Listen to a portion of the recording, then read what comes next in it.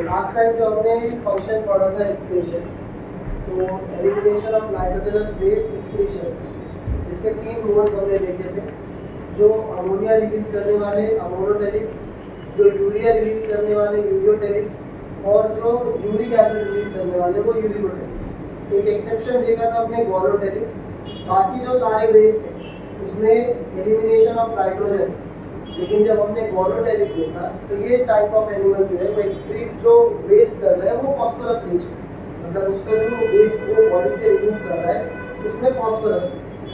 अब जैसे कि अगर कोई भी एक लाइफ प्रोसेस हम पढ़ते हैं या किसी भी एक लाइफ प्रोसेस को अगर हम कंसिडर करें तो बॉडी में जितने फंक्शंस हो रहे हैं, तो if I say food break down, this process is called as digestion. If I say exchange of gas which is taking in oxygen and giving out carbon dioxide, which will help to bring oxidation of food, form ATP, तो ये respiration है। अगर हम बोलते हैं कि body के अंदर जो एक कोऑर्डिनेशन है सारे ऑर्गन्स के बीच में, तो वो एक नर्वस और केमिकल कोऑर्डिनेशन है। तो हर एक लाइफ प्रोसेस जो एक बॉडी के अंदर कैरी हो रहा है, तो उसके लिए एक प्रॉपर एक एप्रोप्रिएट सिस्टम जो एक ग्रुप ऑफ ऑर्गन्स मिलकर बना है। तो जब हम डाइजेशन बोल रहे हैं तो we have digestive system, when we say nervous coordination तो we have nervous system, if I say respiration then we have respiratory system, if an animal is able to reproduce then the reproductive system is present in a body। तो ये कुछ ऐसे group of organs है जो मिलकर क्या कर रहे हैं, एक सिस्टम बना है। जब हम सर्कुलेशन की बात करें तो सर्कुलेटरी सिस्टम है। इसी तरीके से जब हम एक्सक्रीशन पढ़ रहे हैं तो there is excretory system which has certain set of organs जो इस फंक्शन के लिए प्रेजेंट है बॉडी में। अब जब हम किसी सिस्टम के लिए पढ़ते हैं तो उसका एक प्राइमरी ऑर्गन होता है, एक इंपॉर्टेंट ऑर्गन होता है। जब हम सर्कुलेशन सुनते हैं तो हमको हार्ट याद आता है, जब हम रेस्पिरेशन सुनते हैं तो हमको लंग्स याद आता है, जब हम नर्वस कोऑर्डिनेशन सुन रहे हैं तो हमें ब्रेन समझ में आता है। तो वैसे ही जब हम एक्सक्रीशन पढ़ रहे हैं तो इस सिस्टम के लिए जो सबसे इंपॉर्टेंट ऑर्गन है वो है किडनी, ठीक है। तो ये one of the vital organ. Vital का मतलब क्या होता है, विच इज एब्सोल्युटली नेसेसरी, मतलब इसके बिना लिविंग इज वेरी डिफिकल्ट, ठीक है। तो जब हम ऑर्गन वाइटल बोल रहे हैं तो ये एक ऐसा ऑर्गन है जो मोस्ट इंपॉर्टेंट है, जिसे हम एब्सोल्युटली नेसेसरी बोलते हैं। तो वाइटल का मतलब है एब्सोल्युटली नेसेसरी। तो हम एक्सक्रीटरी सिस्टम देखेंगे which is helpful for excretion यानी एलिमिनेशन ऑफ नाइट्रोजनस वेस्ट। तो जो प्राइमरी ऑर्गन है वो है किडनी। इसका काम क्या होता है, जो ब्लड उस ऑर्गन तक रिसीव हो रहा है ये उसमें से वेस्ट को फिल्टर करता है, वेस्ट को सेपरेट करता है, और फिर उस फिल्टर किए हुए वेस्ट को ये आगे कंडक्ट करेगा जो बॉडी से एलिमिनेशन की तरफ जाएगा।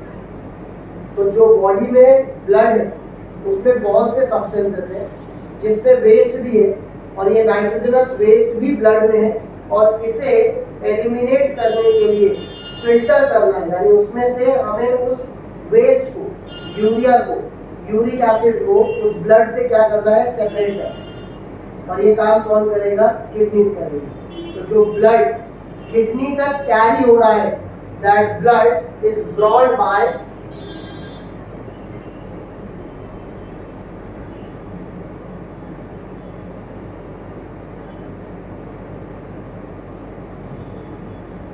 Renal artery. जो ब्लड किडनी तक कैरी हो रहा है वो ब्लड कौन लेके आ रहा है, रीनल आर्टरी। तो रीनल आर्टरी का काम क्या है, टू कैरी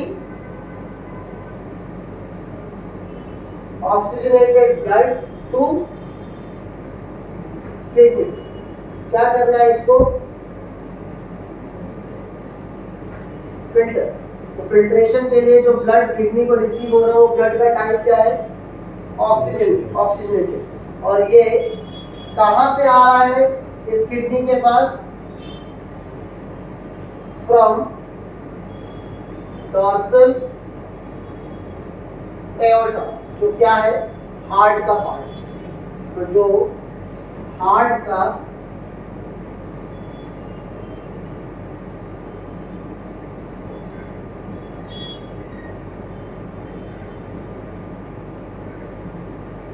जो हार्ट का ये पार्ट है, इसका काम होता है पूरे बॉडी को ऑक्सीजनेटेड ब्लड सप्लाई करने का। और ये पार्ट का नाम क्या है? एओर्टा। तो डॉर्सल यानी ऊपरी है। तो ये पार्ट ऑफ हार्ट है जिसका काम होगा oxygenated blood through out the body pump करने में, जो किडनी के पास भी आ रहा है। तो जो लेकर आ रहा है उस वेसल का नाम क्या है? Renal artery. रीनल किसे बोल रहे हैं हम? किडनी। रीनल किडनी के लिए मेडिकल टर्म है, ठीक है। जब हम किसी भी ऑर्गन को उसका मेडिकल टर्म यूज करते हैं या उसके जब जोलॉजिकल टर्म को आप पढ़ते हो तो किडनी को क्या बोला जाता है? रीनल। हार्ट को बोला जाता है कार्डियक। जो लीवर है it is called as hepatic. Brain is called as encephalon. तो हर ऑर्गन को एक जोलॉजिकल टर्म, वैसे ही kidney are called as renal. तो जो आर्टरी किडनी के लिए ब्लड सप्लाई कैरी कर रहा है उस आर्टरी को क्या बोल रहे हैं? Renal artery. तो blood is carried by renal artery. ये इसे कंडक्ट करेगा और वो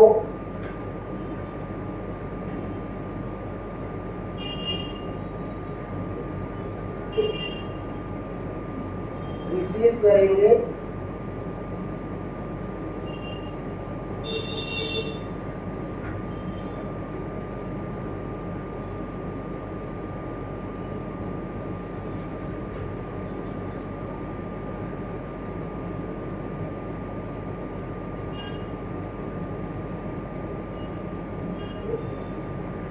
तो ये रीनल आर्टरी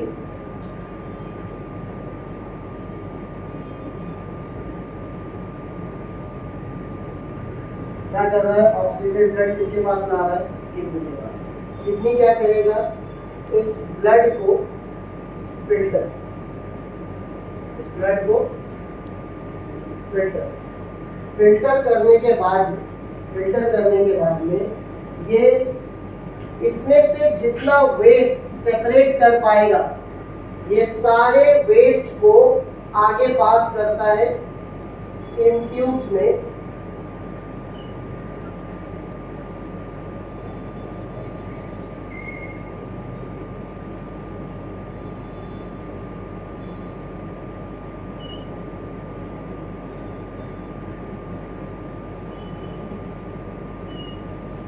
पास करेगा इस ट्यूब्स में which are called as ureter। तो रीनल आर्टरी से ब्लड किडनी के पास, किडनी उसे क्या कर रहा है? फिल्टर करके उसमें से क्या सेपरेट कर रहा है? वेस्ट। और ये nitrogenous waste which is urea, ये किसमें मूव हो रहा है? यूरेटर में। The ureter is 25 to 30 centimeter long tube present obliquely that conducts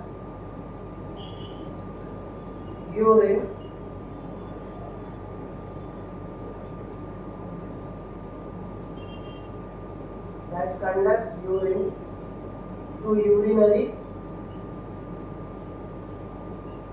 ये क्या कर रहा है? यूरिन जो फॉर्म हुआ वो कहाँ पास कर रहा है? Urinary bladder. यूरिनरी ब्लैडर एक मस्कुलर बैग है जहाँ पर ये आया हुआ यूरिन कलेक्ट होगा बिफोर रिमूव, ठीक है। जो ब्लड फिल्टर हो गया तो उससे वेस्ट आगे यूरेटर के पास, और फिल्ट्रेशन के बाद यानी वेस्ट के निकल जाने के बाद ये ब्लड वापस से इस किडनी से बाहर जाएगा।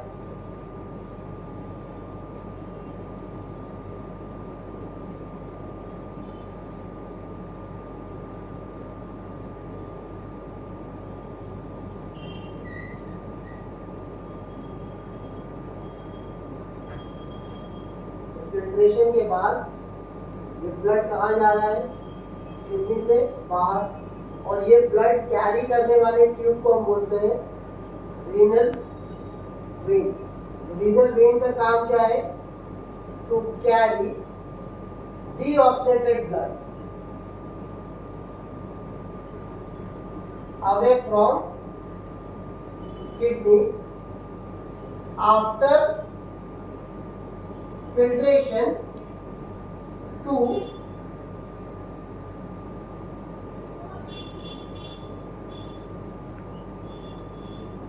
inferior vena cava, जो किसका पार्ट है? हार्ट का। मतलब जो ब्लड किडनी के पास आ रहा है वो ब्लड कौन सा है? ऑक्सीजनेटेड। और ऐसे ब्लड में क्या प्रेजेंट है? वेस्ट। जो ब्लड ऑक्सीजनेटेड है ये हार्ट पंप कर रहा है सिस्टम की तरफ, यानी सबको, और यही ब्लड किसके पास आ रहा है? किडनीज के पास, जिसमें क्या प्रेजेंट है? Waste, urea. और किडनी के पास आते ही किडनी क्या करता है? उस ब्लड में से यूरिया को सेपरेट। अब ये फंक्शन किडनी का है। ऑक्सीजनेटेड ब्लड क्यों बोल रहा हूं मैं? क्योंकि हर ऑर्गन को काम करने के लिए ऑक्सीजन चाहिए। जो ऑक्सीजन यूज करके वो फंक्शन कर रहा है, यानी वो एनर्जी बना रहा है, तो उस ऑर्गन को एनर्जी क्यों चाहिए? काम करने के लिए ना। हर ऑर्गन को ऑक्सीजन वाला ब्लड चाहिए, जिससे वो क्या करेगा? एनर्जी बनाएगा, एटीपी। ये एनर्जी क्या काम करेगी? वो ऑर्गन का जो फंक्शन है उसे हेल्प करेगी, उसे सपोर्ट करेगी। अब ये किडनी जो फंक्शन कर रहा है वो है उस यूरिया को फिल्टर करने का, यही उसका काम है, उसी के लिए उसको एनर्जी चाहिए। लेकिन जब वो ऑर्गन इस एनर्जी को फॉर्म करता है काम करने के लिए, तो बदले में क्या बनाता है? Carbon dioxide. और ये कार्बन डाइऑक्साइड जो उस ऑर्गन से जनरेट होगा वो भी कौन कैरी करेगा? ब्लड। तो ये डीऑक्सीडेटेड ब्लड किडनी से आ रहा है, जो कहाँ जाएगा? इस ट्यूब में। इसे बोल रहे हैं हम लोग इंफीरियर वीना कावा। तो हार्ट के ये जो दोनों ट्यूब है, जो ऊपर है इसे बोलते हैं सुपीरियर वीना कावा, जो नीचे है इसे बोलते हैं इंफीरियर वीना कावा। तो पूरे बॉडी से जितना भी डीऑक्सीडेटेड ब्लड है वो सारे हार्ट के पास आएंगे इन दोनों ट्यूब्स के थ्रू। तो जो अपर बॉडी है उसका सारा डीऑक्सीडेटेड ब्लड कहाँ से आने वाला है? सुपीरियर वीना कावा। और जो लोअर बॉडी है उसका सारा डीऑक्सीडेटेड ब्लड कहाँ से जाएगा? हार्ट के पास। अब ब्लड के पास हार्ट के पास कौन सा ब्लड आया है? डीऑक्सीडेटेड। ये क्या करेगा? ये पास कर देगा इस आर्टरी के थ्रू लंग्स को। लंग्स में ये कार्बन डाइऑक्साइड जो ब्लड आया हुआ है हार्ट के थ्रू, ये उसे बाहर निकाल देगा, लंग्स उसे बाहर निकाल देगा। बदले में उसी ब्लड को ऑक्सीजन से फिल करेगा, उसी ब्लड को ऑक्सीजन से फिल करेगा। और वो ऑक्सीजन वाला ब्लड वापस कहाँ से आएगा? हार्ट के पास, इस ट्यूब से। इसे बोलते हैं पल्मोनरी वेन्स, इसे बोलते हैं पल्मोनरी। तो ये ऑक्सीजन वाला ब्लड हार्ट के पास आया और फिर ये हार्ट से कहाँ जाएगा? पूरे बॉडी में। तो ये डॉर्सल एओर्टा से ऑक्सीजन वाला ब्लड पूरे बॉडी में जा रहा है। पूरे बॉडी से डीऑक्सीजनेटेड वाला ब्लड हार्ट के पास इंफीरियर और सुपीरियर वीना कावा से आ रहा है। तो यहाँ पर जो हम मेंशन कर रहे हैं कि deoxygenated blood away from kidney after filtration, इसके पास इंफीरियर वीना कावा, तो ये किसका पार्ट है? हार्ट का। जो ब्लड किडनी के पास आ रहा है फॉर फिल्ट्रेशन वो ऑक्सीजनेटेड है, और वो भी किससे आ रहा है? डॉर्सल एओर्टा, जो किसका पार्ट है? हार्ट का। फिल्ट्रेशन के बाद तो ये जो प्राइम ऑर्गन है इस सिस्टम का, which is called as kidney, filter करने के बाद इस ब्लड को वापस और वेस्ट को आगे। वेस्ट कहाँ जा रहा है? यूरेटर से यूरिनरी ब्लैडर में। Urinary bladder is a muscular bag और सैक, कोई ऐसा बॉडी जो स्टोरेज कर रहा है। तो एक मस्कुलर बैग या सैक है जो एक रफली pear shape, it is made up of detrusor muscles. कैसा मसल है जो इसको फॉर्म कर रहा है? Detrusor muscle. ये मसल की प्रॉपर्टी क्या है? Undergo expansion and relaxation when urine is stored and eliminated। तो जब यूरिन स्टोर होगा ये क्या हो जाएगा? एक्सपांड। और जब वो यूरिन को रिलीज कर देगा तो वो क्या हो जाएगा? रिलैक्स। तो ये एक मस्कुलर बैग है जो एक्सपैंड और रिलैक्स कर सकता है। जो टाइप ऑफ मसल इसे बना रहे हैं जिससे वो एक्सपांशन और कंट्रैक्शन शो करता है, तो वो टाइप ऑफ मसल क्या है? Detrusor muscle. What volume it can store? It can store up to 500 to 1000 ml of urine. कितना स्टोर कर सकता है वो? 500 से 1000 ml, ये उसका कैपेसिटी। ज्यादा टाइम तक होल्ड करेंगे तो ब्लैडर विल बर्स्ट। इसीलिए जब भी ऐसा है कि अर्जेंसी टू यूरिनेट तो वो होल्ड करना is not a good sign.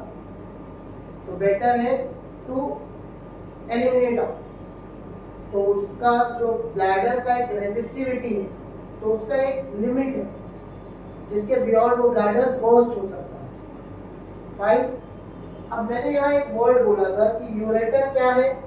Present oblique. तो ऑब्लिक मतलब इसका आप देखो अगर स्ट्रक्चर तो ये ऐसे दिख रहा है, ये कोई सीधी ट्यूब नहीं है। अब ऐसे क्यों है? देख, अगर वो सीधा होता तो कोई चीज जो आगे जा रही है, हमारी कोई एक्टिविटी, अगर हम लेट जाए तो हो सकता था कि वो उसी ट्यूब से पीछे भी आ सकता था। लेकिन अगर वो ऑब्लिक होगा तो ऑब्वियस है कि उसके पीछे जाने की जो पॉसिबिलिटी है वो बहुत कम होगी या ना के बराबर होगी। तो जो फॉर्म होगा वेस्ट वो बॉडी से आगे की तरफ आ रहा है और ये जो स्ट्रक्चर है उस यूरेटर का वो उसे हेल्प कर रहा है पीछे नहीं जाने के लिए। तो इफ आई से प्रेजेंट ऑब्लिकली, तो क्यों? टू प्रिवेंट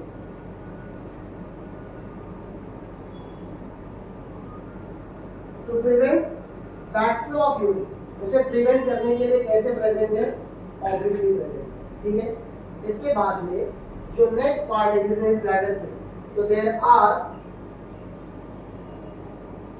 ट्यूब्स जिससे बॉडी क्या कर रहा है? उस यूरिन को एलिमिनेट, यूरिन को रिमूव। तो यहाँ पर this tube is called as urethra. इसे क्या बोल रहे हैं? यूरेथ्रा। यूरेथ्रा क्या है? ट्यूब दैट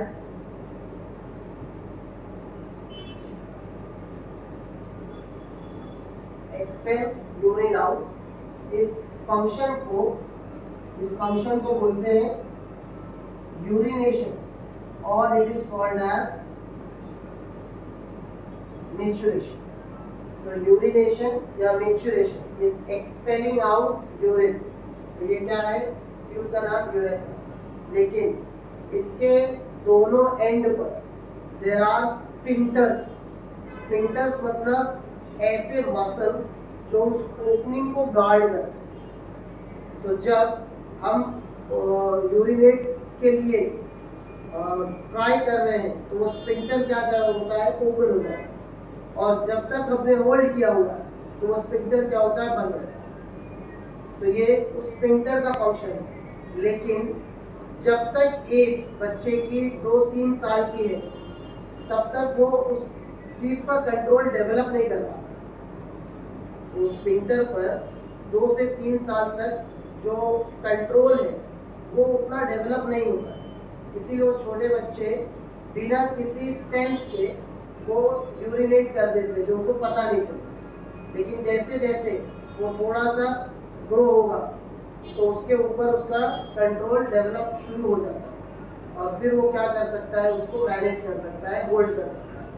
तो this urethral opening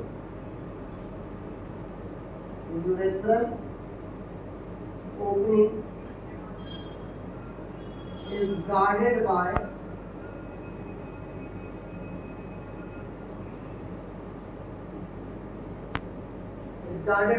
urethral sphincter. आप बोल सकते हो poorly developed till the age of 2 to 3 years. तो इस एज तक में उसके ऊपर वो इतना डेवलपमेंट नहीं आ पाता। अब ध्यान दो, ये जो ट्यूब है यूरेथ्रा, तो यहाँ पर जो इसका लेंथ है it is 20 centimetre. In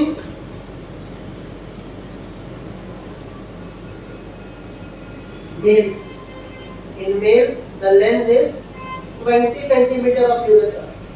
This is because of the reproductive organ. And in females we call it as vestibule, which is 4 centimeter. तो दोनों के यूरेथ्रा के लेंथ में डिफरेंस है। तो मेल के लिए जो organ reproductive organ penis present है, जिसके लिए उसका लेंथ 20 सेंटीमीटर है, और वहीं पर फीमेल्स में जो लेंथ है वो 4 सेंटीमीटर है। तो ये यूरेथ्रा और उस फीमेल बॉडी में हम उसे बोल रहे हैं वेस्टिब्यूल। ठीक है, तो अगर हम ह्यूमन एक्सक्रीटरी सिस्टम देखें तो पहली चीज क्या देख रहे हैं हम लोग, वो जो रीनल आर्टरी जिसका काम है ब्लड को किडनी के पास लेकर आना, और फिल्टर होने के बाद जो वेस्ट है वो कहाँ जाएगा, यूरेटर के पास, और वो ब्लड फिल्टर हुआ कहाँ जाएगा, बॉडी से किडनी से बाहर रीनल वेन की तरफ, जो कहाँ ले जाएगा उसे हार्ट में। जो वेस्ट है यूरेटर से will be conducted to urinary bladder. Urinary bladder से ये एलिमिनेशन के लिए आएगा यूरेथ्रा के पास, और फीमेल है तो हम उसे क्या बोल रहे हैं, वेस्टिब्यूल। तो ये ह्यूमन एक्सक्रीटरी सिस्टम, और जो सबसे इम्पोर्टेंट ऑर्गन इसमें फिल्ट्रेशन हो रहा है दैट इज किडनी, सबसे इम्पोर्टेंट ऑर्गन। इन दोनों किडनीज के ऊपर एक roughly triangular gland present है, which are called as adrenal gland, which is called as adrenal gland। इसका काम होता है बॉडी के अंदर osmo regulation, water balance maintain करना। जो हार्मोन ये रिलीज करता है उसकी वजह से, जो हार्मोन रिलीज कर रहा है वो मैनेज करता है बॉडी के अंदर वॉल्यूम ऑफ वाटर कितना है। That hormone is called as ADH, anti diuretic hormone, या उसे हम बोलते हैं वैसोप्रेसिव। इसका रोल आगे पढ़ेंगे। फिलहाल हम जो देख रहे हैं वो ह्यूमन एक्सक्रीटरी सिस्टम। ठीक है, किडनी के बारे में देखें तो जो बाकी है उसके तो फंक्शन हमने देख लिए। किडनी के बारे में अगर हम देखें तो किडनी का जो कलर कैसे दिखता है, डार्क रेड। जो इसका शेप है वो है बीन शेप, राजमा जैसे वैसे दिखता है। जो इसका साइज है, यानी उसके डायमेंशन की बात करो तो डायमेंशन क्या है उसका, 10 सेंटीमीटर लॉन्ग, 5 सेंटीमीटर वाइड और 4 सेंटीमीटर थिक। तो 10 centimetre long, 5 centimetre wide, 4 centimetre thickness, thick. तो ये उसके डायमेंशन। लोकेशन कहाँ है किडनी का, कौन बताएगा? लोकेशन कहाँ है किडनी का? पीछे। ये जो एब्डोमेन है, तो यहाँ पर ये जो साइड है किडनी का जो पोजीशन है, एग्जैक्ट लोकेशन हम देखें तो ये जो हमारा वर्टिब्रल कॉलम है, ये जो वर्टिब्रल कॉलम है, ये जो बोन्स है वर्टिब्रल कॉलम के, तो यहाँ पर these bones are called as cervical. उसके बाद जो बोन्स है उसे हम बोलते हैं thoracic. उसके बाद जो बोन्स है we call as lumbar, sacral, और एंड में जो बोन है we call it as coccyx. तो यहाँ पर ये 7 सर्वाइकल है, 12 thoracic है, 5 lumbar है, 5 sacral है, 4 coccyx है, जिसमें से ये 5 फ्यूज होकर 1 बनता है, 4 फ्यूज होकर 1 बनता है। तो हम इसे 1 काउंट करते हैं, लेकिन वो टोटल इतने बोन्स हैं जो फ्यूज होकर 1 बना। तो यहाँ पर ये टोटल हमारे वर्टिब्रल बोन्स है। तो जो लोकेशन है, जब इस थोरैसिक के 12th बोन पर आओगे, कहाँ पर? 12th bone. तो T1, T2, T3, T4 कहाँ पे आओगे? T12 पर। उसके बाद में लंबार के L3 पर आओगे, यानी L1, L2, L3, L4, L5 का L3। तो T12 से लेकर L3 ये वो जगह है जहां पर ये ऑर्गन लोकेटेड है। एग्जैक्ट लोकेशन, एग्जैक्ट लोकेशन कहाँ है? T12 से L3 तक, ये उसका लोकेशन, ठीक है, किडनी का। तो यहाँ पर उसको जो प्रोटेक्शन है वो कोई बहुत ज्यादा प्रोटेक्टिव नहीं है। जो आगे भी हम देखें तो ये एब्डोमेन जो है, तो जैसे यहाँ पर थोरैसिक केज है, बोन्स है, तो कुछ अगर हमें लगता है तो वो हम रेजिस्ट कर सकते हैं, लेकिन यहाँ पर सॉफ्ट मसल है, स्मूथ मसल है। किसी ने मार दिया चाकू, कोई है रोकने वाला? चला गया ना अंदर तक। तो अगर कोई शार्प ऑब्जेक्ट चला जाए तो पता चला वो इतना डीप चला गया कि कभी कभी सुनने में आता है कि डॉक्टर कैसे जवाब दे रहा है, अरे बहुत थोड़ा सा रह गया, नहीं तो किडनी डैमेज हुआ। जितना शार्प पेनिट्रेशन था, तो वो बहुत नसीब वाले हो कि वो उस ऑर्गन तक नहीं पहुंचा। इसका मतलब उसके ऊपर कोई ऐसे खास प्रोटेक्टिव कवरिंग नहीं है। लेकिन हमने शुरू में बोला कि ये ऑर्गन वाइटल है, इंपॉर्टेंट है। तो जैसे सबको प्रोटेक्ट किया जा रहा है, लंग्स को, हार्ट को, तो इसे प्रोटेक्ट करने के लिए इसके ऊपर फैट के टिश्यूज होते हैं, एडिपोज टिश्यूज होते हैं, जो इसको क्या करता है? कवर करता है, प्रोटेक्ट करता है। और ये फैट उस ऑर्गन के लिए शॉक अब्सॉर्बर का काम करता है, आने वाले स्ट्रेस को रेजिस्ट करता है, ठीक है। तो इसका लोकेशन क्या है? 12 thoracic and 3rd lumbar vertebra। जैसे आप बोलोगे T12 से L3, ये क्या है इसका लोकेशन एग्जैक्ट, ठीक है। इसका जो एवरेज वेट है, तो मेल्स में it is 145 to 165 gram each, और फीमेल्स में इट इज एवरेज 135 ग्राम। ये उसका एवरेज वेट, ठीक है। इसके फंक्शन की बात करें, किडनी के फंक्शन की बात करें, तो काम क्या है उसका? तो हम तो शुरू से चिल्ला रहे हैं, ये काम क्या है इसका?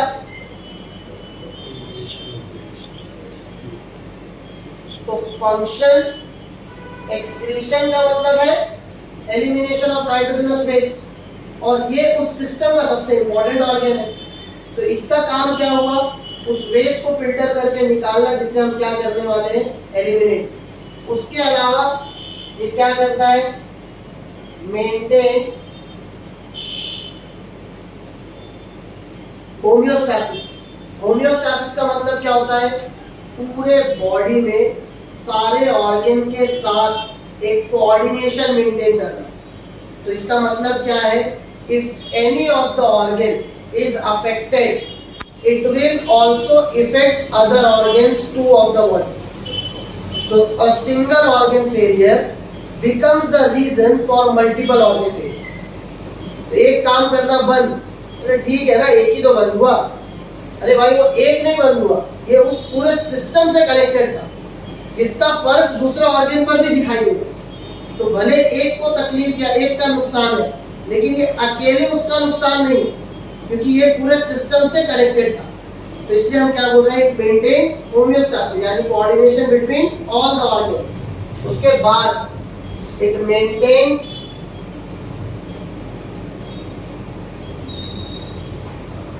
ऑस्मोरेगुलेशन, यानी बॉडी में water balance, maintains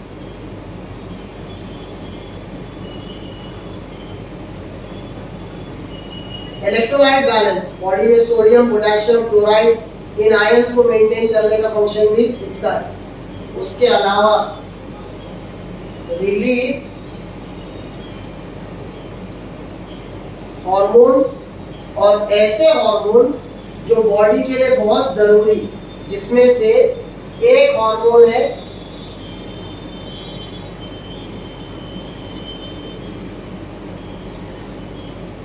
erythropoietin. Erythropoietin, इसका काम है एरिथ्रोपोइसिस। एरिथ्रोपोइसिस का मतलब एरिथ्रोसाइट प्रोडक्शन। एरिथ्रोसाइट मतलब आरबीसी, रेड ब्लड सेल। तो बॉडी के लिए रेड ब्लड सेल्स फॉर्म करता है बोन मैरो, और उस प्रोडक्शन को हम एरिथ्रोपोइसिस बोलते हैं। और इस फंक्शन को इन्फ्लुएंस करना, स्टिमुलेट करना, उसके लिए भी ये ऑर्गन ये हार्मोन रिलीज कर रहा है, जिसको हम क्या बोल रहे हैं, एरिथ्रोपोइटिन।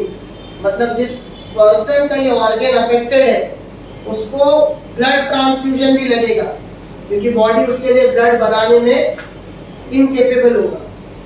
इसीलिए अर्जेंसी होती है कि आप उस ऑर्गन को कैसे भी जल्द से जल्द ठीक करने की कोशिश करें। और वो ठीक करने का एक ही सोल्यूशन है कि अगर ये थोड़ा बहुत डैमेज है तो हम उसको रिवर्स कर सकते हैं, लेकिन अगर उसको क्रोनिक डैमेज हुआ है तो एक ही रास्ता होता है, वो है ट्रांसप्लांट।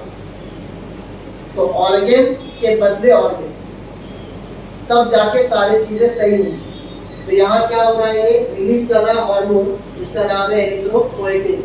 एरिथ्रोपोइटिन क्या करता है,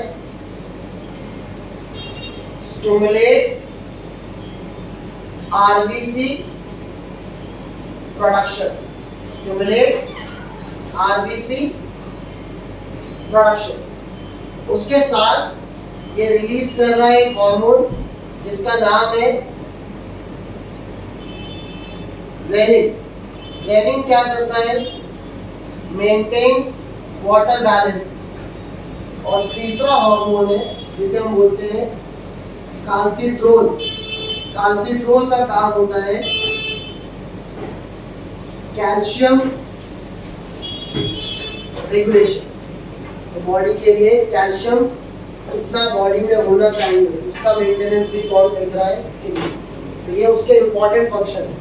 तो अगर हम ये सोचे कि चलो ऑर्गन काम नहीं कर रहा है, तो बॉडी से वेस्ट अगर नहीं निकल पा रहा है, तो हमने उसके लिए एक तरीका डायलिसिस का, जो उससे वेस्ट निकालने का काम करे। यानी ऑर्गन के बदले एक इंस्ट्रूमेंट है जो बॉडी से फिल्ट्रेशन का काम करेगा, जिसको हम डायलिसिस बोलते हैं। लेकिन वो मशीन सिर्फ क्या कर सकती है,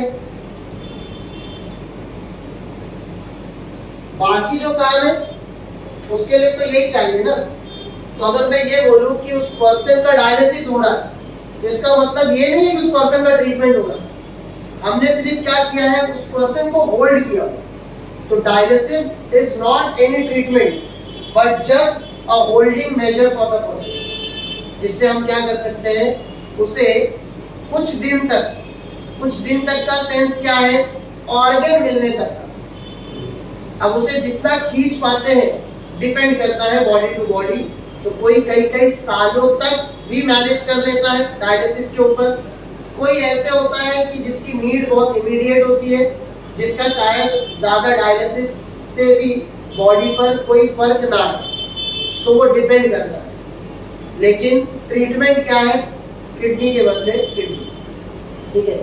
तो ये ह्यूमन एक्सक्रीटरी सिस्टम जिसका जो पार्ट्स है, renal artery, renal vein, kidney, ureter, urinary bladder, urethra, vestibule, ये वो सारे पार्ट्स और वो उनके फंक्शंस, ठीक है।